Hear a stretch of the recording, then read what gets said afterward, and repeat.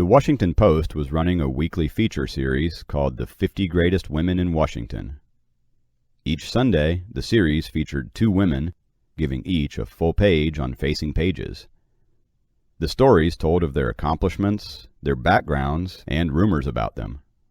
They included multiple color photographs. At the end of the series, the newspaper's editors would provide a ranking of the 50 women, from greatest to least. The women were not told they were going to be featured. It was a surprise each week to see who had been selected and what the writers had to say about them. This past Sunday was the second installment in this series, and the speaker had been featured. Her article was titled, "The Dowager of the West." She harumphed as she thought about it. Dowager? Are they calling me old? How dare they? And I'm less than 10 years older than her. The other woman had been called the Tsarina of the East. That made the speaker chuckle. Tsarina, meaning the wife of the Tsar, the ex-Tsar in this case. After reading the 2 articles, the speaker had phoned the other woman. "Did you see the Post?" "Yes." "We need to meet right away. How about Tuesday, 9 a.m. at the Grand Duchess?" "Yes."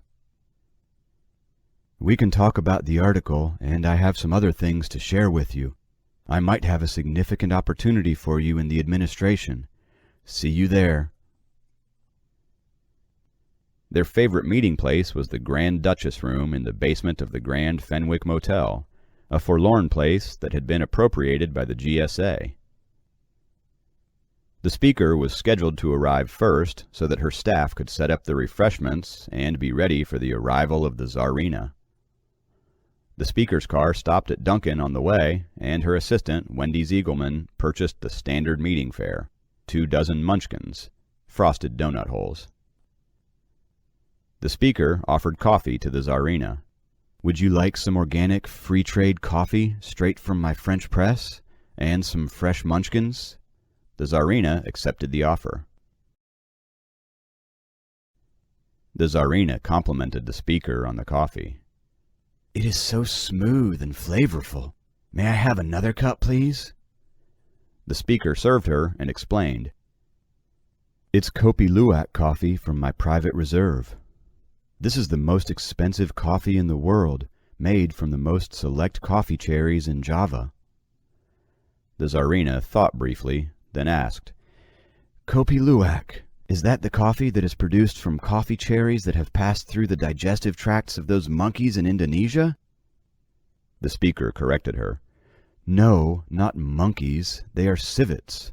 The all-natural processing by civets gives the coffee beans unique qualities, and the beans are carefully roasted before they are sent to my kitchen staff." "Okay, thanks. I'll have a couple more munchkins, too." The Tsarina was a little put out by the tone of voice when the speaker said monkeys, as if there was something wrong with monkeys. She had 3 monkeys as her companions, a gift from the president of Venezuela. They were outside in the back of her Suburban, in a custom transport cage. They kept the car running to provide air conditioning for the monkeys during the meeting. She spoke. "What did you mean by a potential opportunity for me?" The speaker described the opportunity. "As you know, the attempt to establish a disinformation governance board didn't go as planned. We had to pull it within a few weeks. Putting it in DHS was a mistake. It connected the board too closely with law enforcement and people carrying guns. Apparently, too many people didn't trust that idea, but never let a crisis go to waste." Her associate nodded at this, and the speaker continued. "Enough time has passed that most people don't remember these events. We are now resurrecting the idea, but this time we're putting it inside the FCC. Communications seems harmless and boring compared to security. We have created a new position to run this operation, the FCC High Commissioner for Content. This person will be responsible for monitoring and blocking disinformation in all communication channels. The High Commissioner will be supported by people with keyboards. We are outsourcing most of this to our friends in big tech. What do you think?"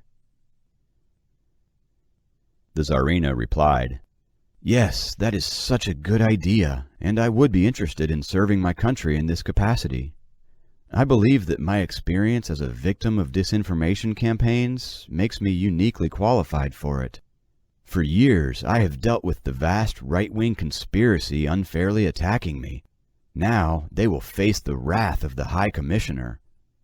This article in the Post, most of the article is acceptable, but that headline, calling me the Tsarina of the East as if I was royalty from Russia, or as if I had obtained my position of prominence due to family relationships and privilege instead of service and accomplishment.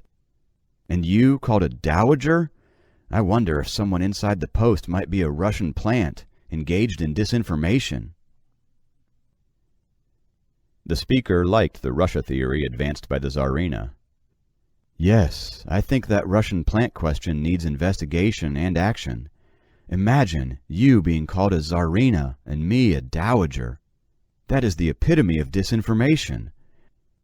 Naturally, you will be working closely with me in my position as speaker." The Tsarina nodded at that, and both women had the same thought. Keep your friends close and your enemies closer. The Tsarina replied, "Do you think it is significant that we are the number 3 and 4 picks for this Post series? Could that be a clue we will be ranked as the 3rd and 4th greatest among the 50 greatest women in Washington? That would be a problem. Or maybe they are running the articles in reverse order like a countdown. So we would be number 48 and number 47? That would be a catastrophe. It can't be in alphabetical order. That doesn't fit. Based on the first 4 picks, maybe it's in order of age, starting from the oldest to the youngest among the 50 greatest?" Actually, this final guess was correct. The speaker was aghast at the last suggestion. "They can't possibly be doing this based on age. You are only as old as you feel, and 80 is the new 50. Besides, I just had my quarterly maintenance work done, so nobody can say that I look my age. If you wish, I can have Wendy give you the contact information for my maintenance and fashion teams so that you can put your best face forward too." "Thanks, but I have my own team of experts. I'm quite happy with their services, and the results speak for themselves." The Tsarina left the Grand Fenwick with her security entourage,